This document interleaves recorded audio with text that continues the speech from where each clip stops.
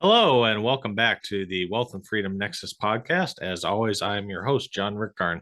Hard to believe this is episode number 49, when the term pod fade, so to speak, where a lot of other podcasts kind of fade out. I think I read about 60 to 70% of podcasts kind of end around episode 7. So I'm happy to report that that has not happened to me. And also, other podcasts tend to be, shall we say, a little sporadic. Sometimes they go weekly and then you don't hear from them for a couple months. And then out of the blue, a podcast shows up again and it just kind of hit or miss.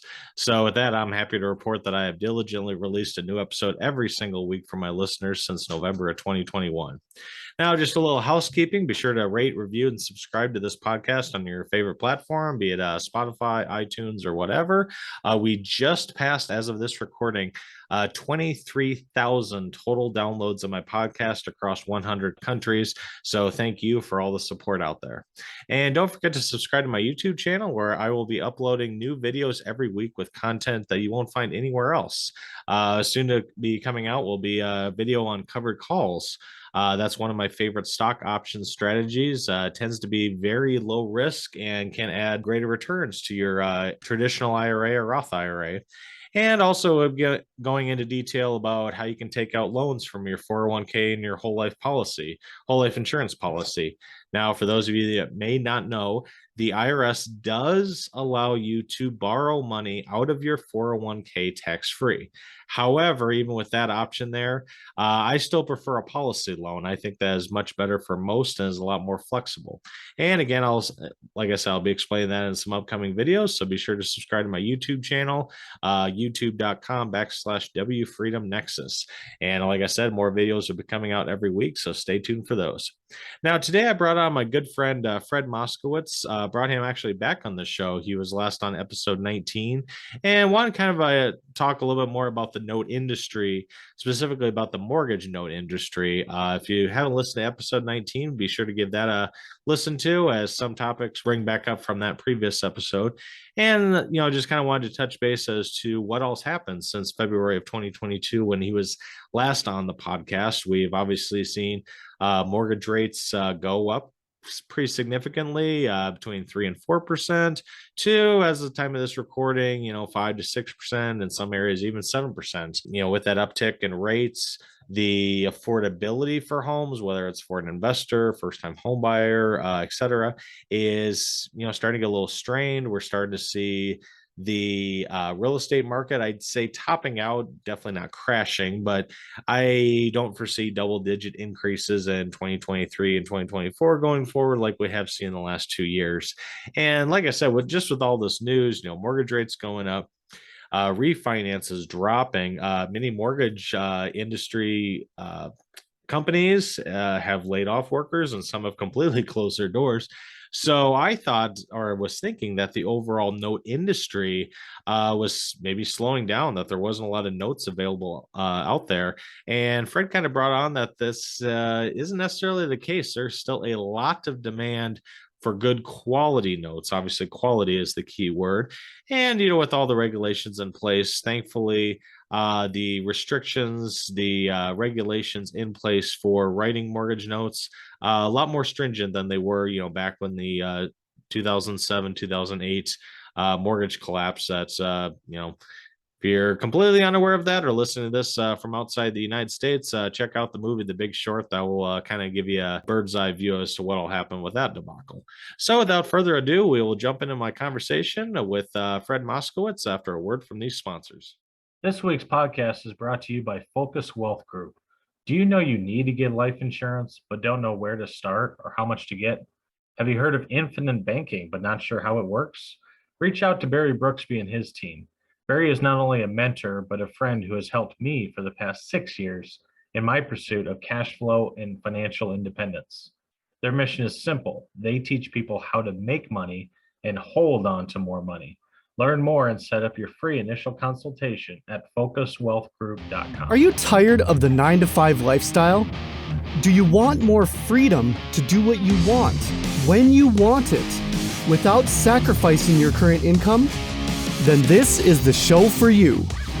Every week, we dive into John's journey towards financial freedom and everything he has learned since 2014. Real estate investing, cryptocurrency, stocks, private lending, foreign residency, tax saving strategies, infinite banking, assets protection, and much more. Now, here is your host, the founder of the Wealth and Freedom Nexus, John Rickgarn. Good. Welcome back to the show. Thank you, John. It's great to be back.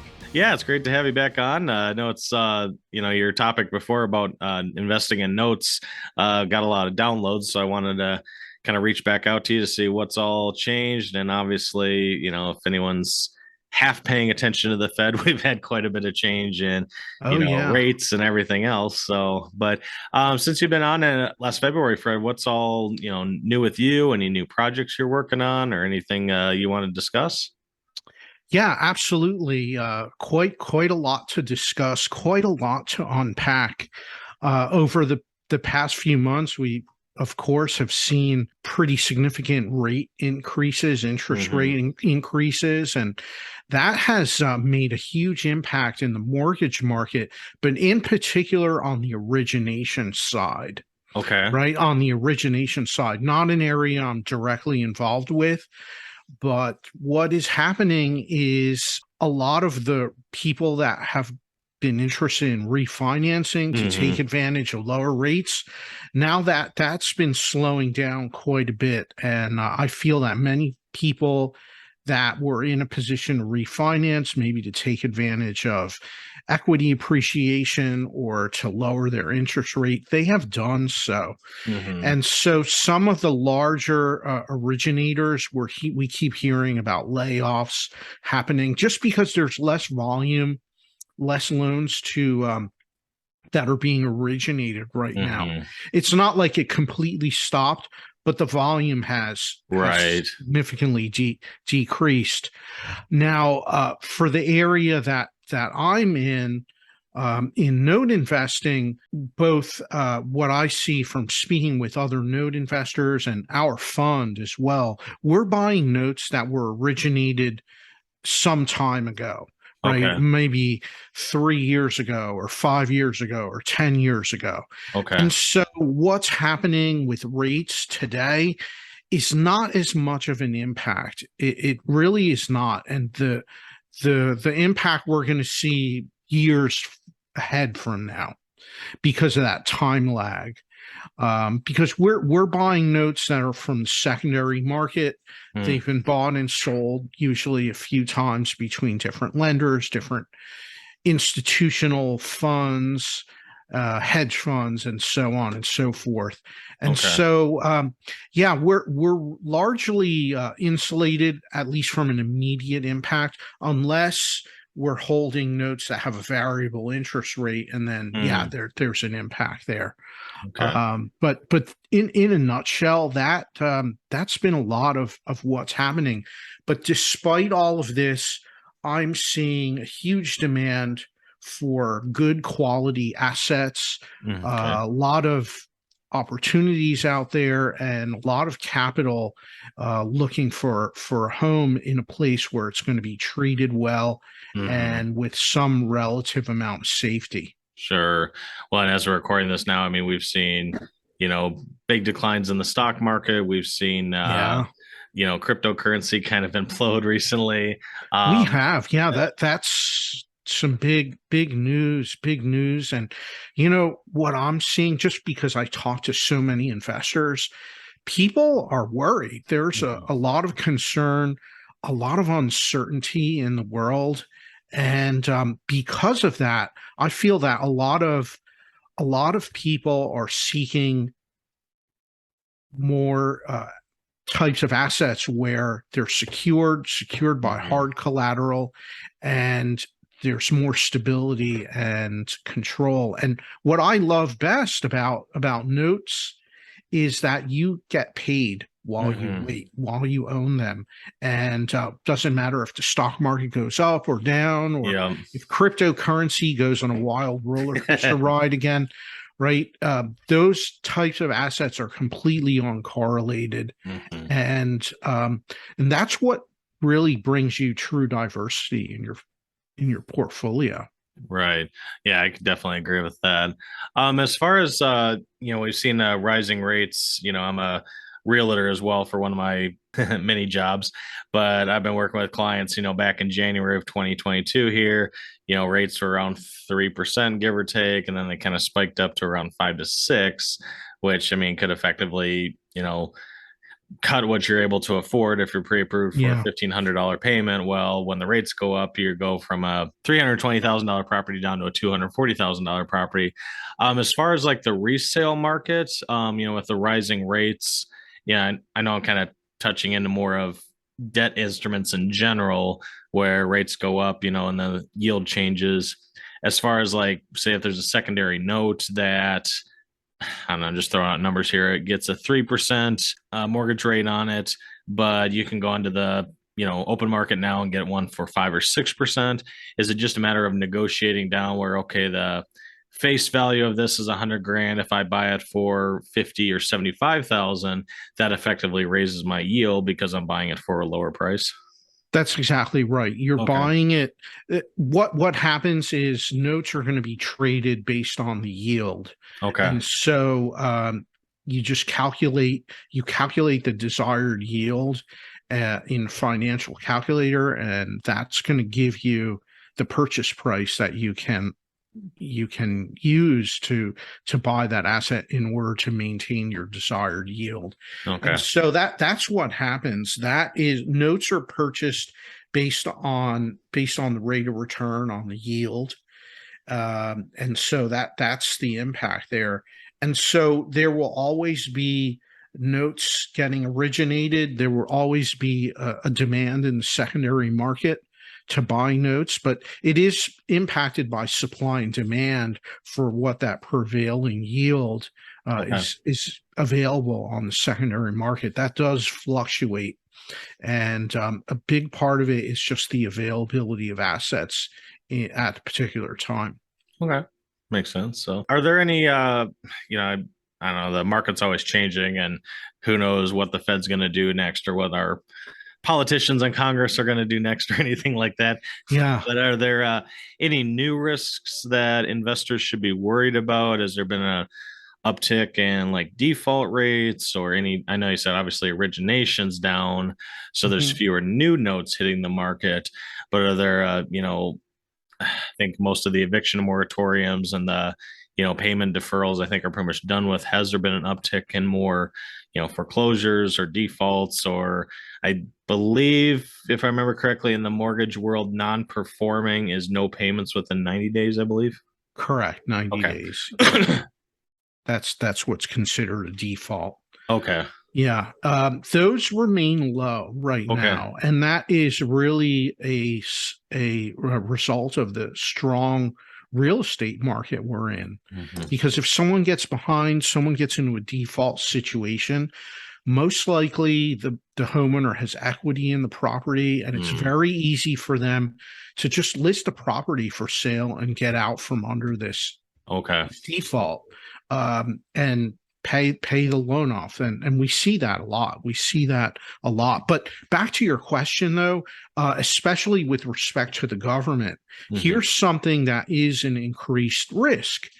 There is a general trend all across the government, both at the federal and state level, to increase regulation for mortgage lending. And that covers the origination side. It covers the secondary market. There is increased licensing requirements and all sorts of regulatory influences and requirements. And this is a very complex thing. It varies state by state, and it's constantly changing. And so what I'm seeing is a lot of smaller note investors, they are choosing to leave the space, or they're choosing to avoid certain states completely because of the regulation, and it's leaving the larger players in the space. And so, yeah, that's definitely something that is a growing trend. So it's one of these cases where government uh, reach and what they're regulating is growing. It's increasing over time. And that is a pendulum that takes a long time to swing. So it's been going in that direction. And so it's super important to be aligned with the right legal advisors, the right legal counsel to help you navigate those waters if you're a note investor, or if you invest in a note fund. The benefit there is that the fund managers, the principals, they are handling that on behalf of the investors. And you don't have to worry about that. So that's a nice benefit. But definitely that's an area that has been a rising risk, and we're going to continue to see that moving forward. Okay. Otherwise, is there any, I think off the top of my head, there's a company called Lakeview Loan Servicing, and I know there's a couple others, obviously with, Dodd-Frank and all the regulations out there where, if I myself have one note that I'm collecting payments, the government and the IRS is probably going to leave me alone. But if I have 10, 20, 30, etc., could I just pawn off the servicing of that debt where another company collects the payments and then they take care of all the regulations as well? Yeah, I would suggest, even if you only own one note, I would highly suggest placing that note with a loan servicer, a licensed loan servicer. It's really not expensive at all. And they take care of so much, but they do cover a lot of the regulatory items that need to be kept in check. And many states actually will require that loans are being serviced by a licensed loan servicer in that state. So that's certainly an important conversation. There are many loan servicers. There are several that specialize in working with smaller investors. They will handle all of this for you as part of their service offerings. And it's super important. It's something not to overlook at all. Sounds good.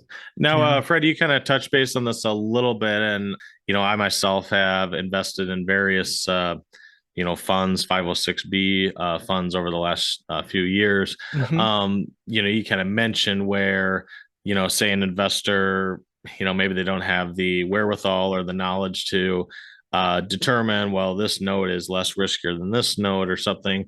How does a note fund work? And, is that available for anyone? What are the minimum investments, or, can you kind of give us a deep dive into that?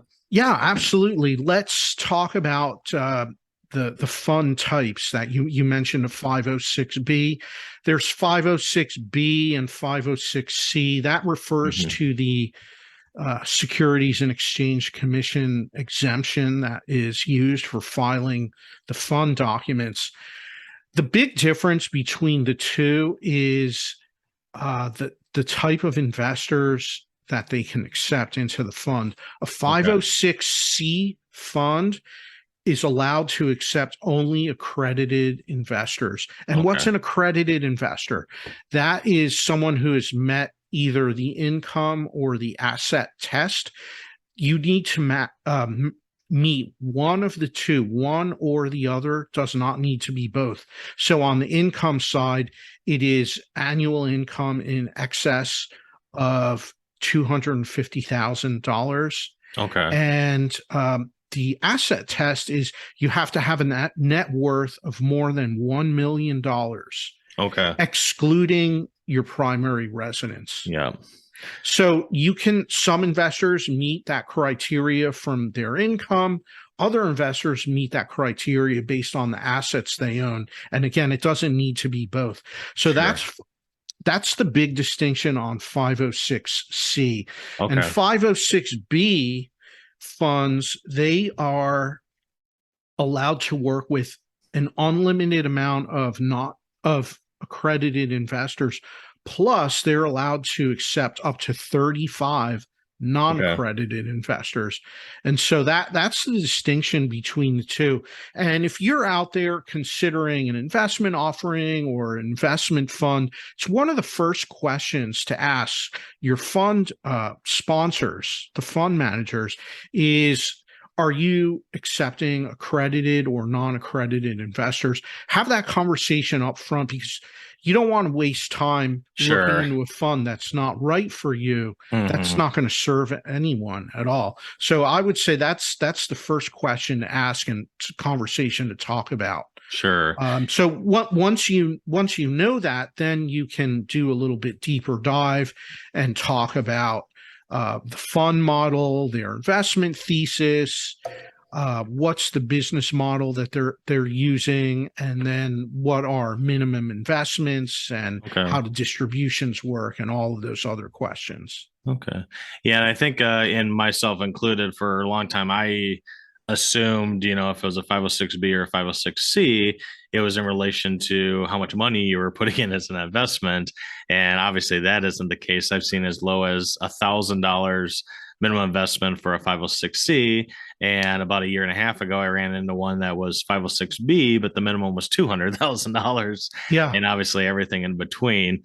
I know, I from time to time I have friends or family members, message me like, hey, what do you think of this? And it's like, well, if you see an ad on, Facebook, Instagram, your emails, mass newsletters and such, more than likely it's going to be a 506C. The catch 22, at least as I understand with 506Bs, whether that's you, Fred, or myself, you can't go and just blindly advertise to everyone. You have to show an existing relationship that, okay, Fred and I know each other. We've known each other for whatever, a couple of years, and we have that relationship. And oh, by the way, that allows for pitching, if you will, of the 506B funds at that point. Yeah, that's a good point. But there are strict rules, and they need to be followed. Yeah, because the last thing that anyone wants is to be running into trouble with the SEC, right? Yeah. And let me just mention one other thing, John. Something I see a lot of out there, because I talk to investors all the time. This week's podcast is brought to you by Spartan Invest. Spartan currently manages hundreds of turnkey properties across Alabama and Tennessee, and is where I personally bought my first out-of-state turnkey property. In fact, I have 2 properties with them now, and both tenants just renewed for another 2 years. That should tell you the quality of their team and their due diligence. If you are a first-time investor or are looking to expand your real estate portfolio, check out SpartanInvest.com. There are people out there that are raising capital and they're looking to cut corners. And what I will say is a huge red flag. If you have anyone coming to you wanting to do a JV, a joint venture, sure, where the idea is that a person puts up their capital and they're a passive investor, they're not directly involved with running that entity and doing business activity, that's a problem.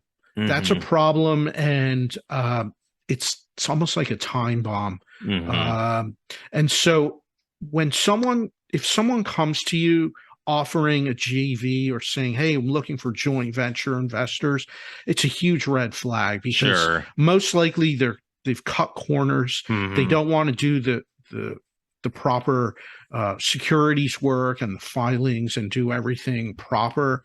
And be really mindful about that. If anyone approaches you with this type of an arrangement, it is problematic and definitely warrants a lot of scrutiny if it's something you might consider getting involved with. Yeah. Well, and I think even for a lot of people, just some very basic due diligence, if the investment is showing like, hey, you'll be part of XYZ LLC, well, go to the Secretary of State of the state that they're in, see if they're filed with the state. I've come across numerous LLCs that aren't registered with the Secretary of State, or they're registered but it was dissolved, or is no longer in business. Oh, wow. And even from the SEC side, and I don't know the link off the top of my head, I'll have to include in the show notes later, but you can even go into the SEC and see if they're registered. So if it's ABC Investments 123, type that in, and then the SEC would say, yep, this was registered by Fred back February of 2019, and here are the limited partners, et cetera, et cetera. Okay, that's just another quick due diligence. Not to say it's going to be a great investment or a slam dunk, but at least, hey, they did the proper filings and they're at least registered. Kind of back to what you were saying with red flags. If they're not even registered, well, you might as well just flush the money down the toilet.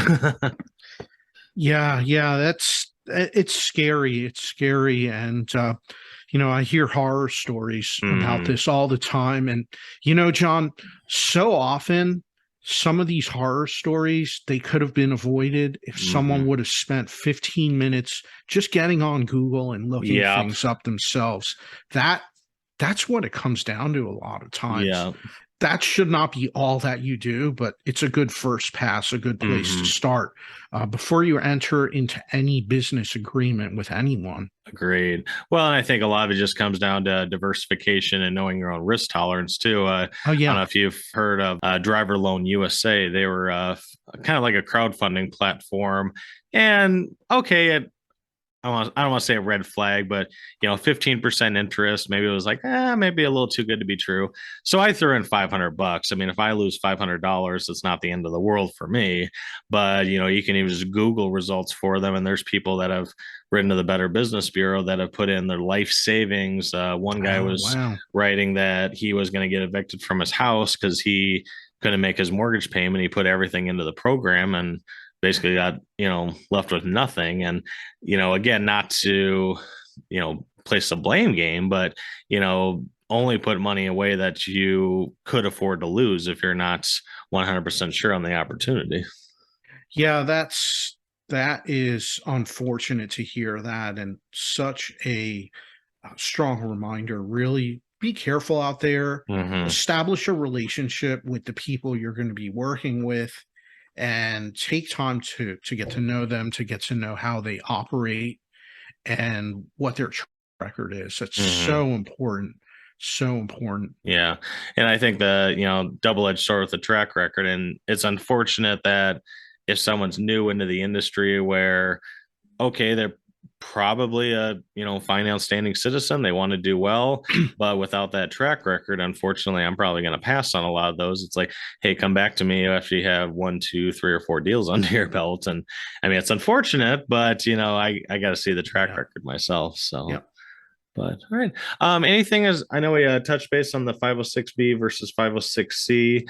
Anything else that someone should be maybe mindful of note funds? Yeah, absolutely. So here's the benefit of note funds, right? When you are, let's say you're an investor, you like the idea of note investing, of buying notes, but maybe you don't have time, or you don't want to be directly involved, directly hands-on with it. A note fund is a great option because it allows you to effectively join forces with the fund managers, the fund operators, and then you can leverage their expertise, their experience, and the relationships that they have to be able to buy notes, to have access to notes.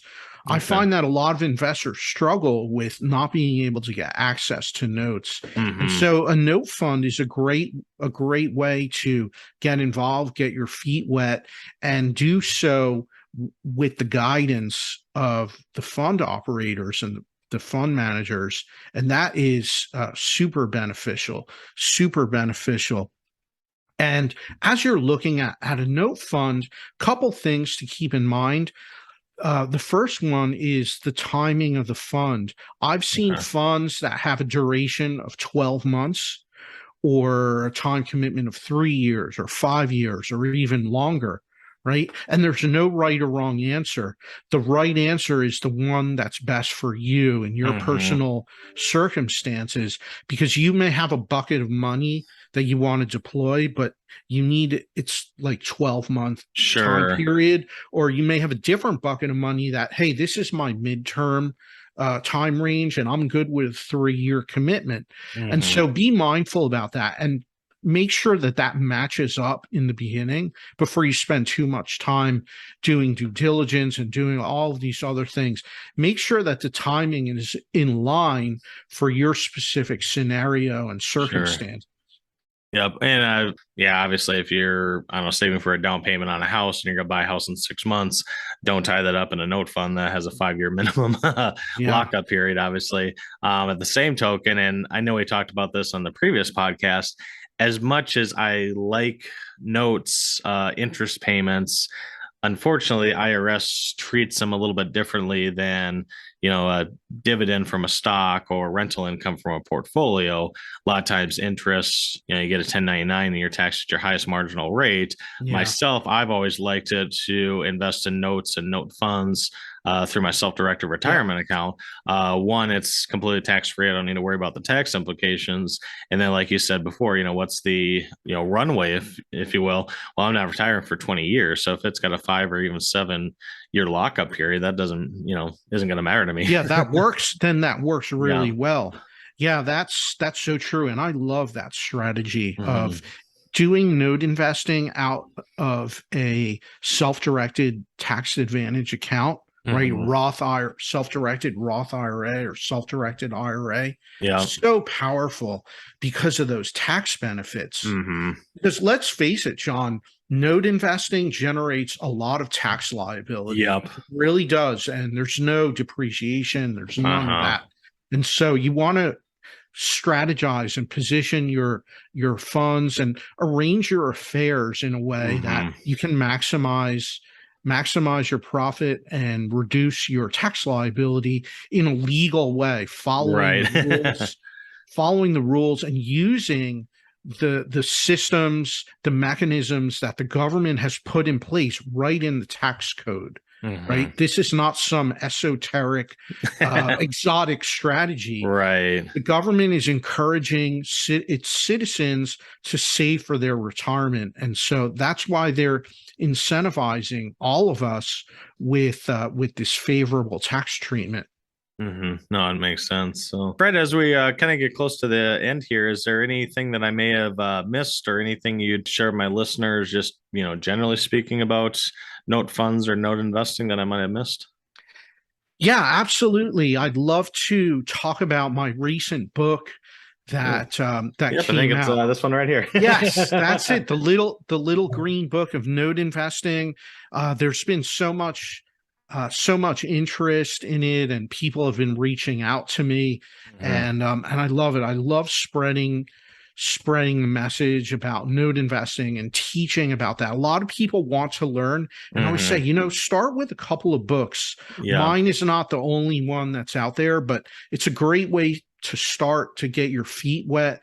And then from there, you can decide whether you want to get involved and how to do that, how to go about that. But Yeah. I give a lot of actionable strategies and tips that anyone can put into effect right away. Yeah. Right away. Well, I have a lot of people coming to me asking if I do education and asking trainings and all this. And I always say, start with the book. Yeah. Start with the book. It's low cost. Yeah. And you can go at your own pace. And then from there, you can decide what you want to do moving forward. Well, and it's a quick read too. I mean, I read it within less than a week. And for those listening, I'll have a link to it that you can research and buy it on your own as well. It's not a book like Atlas Shrugged or War and Peace that's 600 or 1,000 pages. I think it was looks like 126, and that's about the author at the very end. So pretty short read and easy to get through in a relatively short amount of time. So great. All right. Again, Fred, I appreciate you coming back on the podcast and sharing everything obviously that we've seen in the market, especially with the mortgage industry in the last 6-7 months. If anyone's interested in reaching out to you, or maybe learning about note funds that are out there that they may be able to invest in, what's the best way to reach out to you? Yeah, thank you, John. I love building relationships and speaking with other investors. And like you said, our time is short here today.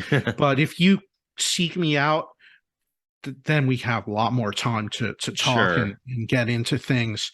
But I'd love to hear from other investors. The best way to connect with me is to go to my website, which is fredmoskowitz.com. Okay. Or if you prefer an easier spelling, you can go to giftfromfred giftfromfred.com. Again, that's giftfromfred.com. Okay. And for anyone that goes to the website, you can request to receive a free special report that I've put together all about note investing. Oh, Happy to email that out to any of you listeners today. perfect. Yeah, I'll definitely put that in the show notes. And thanks for offering that, Fred. So, Yeah, thank you. all right. Sounds good. Well, I picked up a few nuggets myself. I hope my listeners found this interesting as well, and hope that they maybe have another asset that they can add to their portfolio to either generate income in retirement or maybe just as a passive income stream in addition to their W-2 work. Yeah, absolutely. Buying and building assets is something that is key to your financial future, to having security and allowing you the possibilities, and helps you to withstand any difficulties that come up in your life. Yeah, I agreed. So, all right. Well, thanks again, Fred. I appreciate your time and look forward to having you on the show at a later date. Thank you, John. Thank you for listening. Be sure to share, rate, review, and subscribe on your favorite podcast platform. For more updates, check out www.wealthandfreedomnexus.com. Remember, nothing on this show should be considered tax, legal, investment, or professional advice. This show is produced solely for educational and informational purposes. Please consult an appropriate and licensed tax, legal, real estate, or business professional for specific advice for your situation. For distribution or publication rights or media interviews, please contact the host.